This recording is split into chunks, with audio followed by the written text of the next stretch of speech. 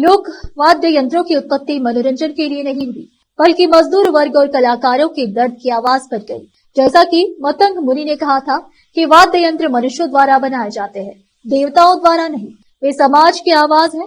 कन्नड़ और संस्कृति विभाग के कलबुर्गी डिवीजन के संयुक्त निदेशक बसवराज होगा ने कहा कि वे जीवन के दर्द को भूल जाते हैं।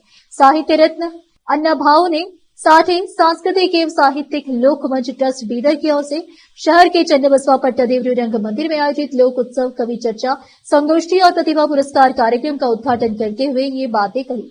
आज अन्ना भाऊ साठे के जन्मदिन के अवसर पर संविधान पर कवि सम्मेलन प्रशंसनीय है। यह प्रशंसनीय कार्य है कि आज की बोलने और अभिव्यक्त न कर पाने की दयनीय स्थिति में कवि संघ ने कविताओं और वाद्य यंत्रों के माध्यम से संविधान की आकांक्षाओं को जन जन तक पहुंचाने का प्रयास किया है। डॉक्टर बाबा साहेब एक सागर की तरह है। उन्होंने हमें ज्ञान का विशाल भंडार दिया है। अन्ना भाऊ साठे अपने विचारों को छोटी उंगली और कंधे के रूप में आगे बढ़ा रहे हैं। बुद्धा, बसवा, अम्बेडकर, अन्ना भाऊ साठे ये सभी संप्रदायों से परे बड़े हुए। इस मौके पर पुरस्कार भी वितरित किए गए। कैमरामैन पपुराज का कवरेज।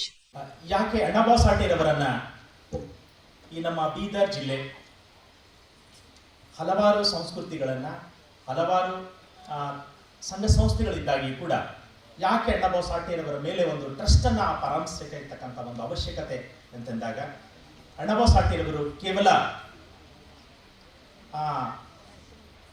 ಭಾರತದಲ್ಲಷ್ಟೇ ಅಲ್ಲ ವಿಶ್ವವಿಖ್ಯಾತರು।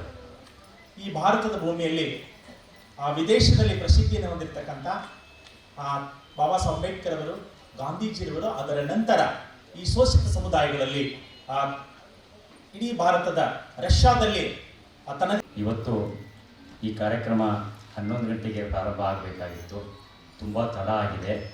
ಇವೆಲ್ಲ ಸಂಗೀತ ಕಾರ್ಯಕ್ರಮವನ್ನು ಕೇಳಲಿಕ್ಕೆ ಬಂದಿದ್ದೀರಿ.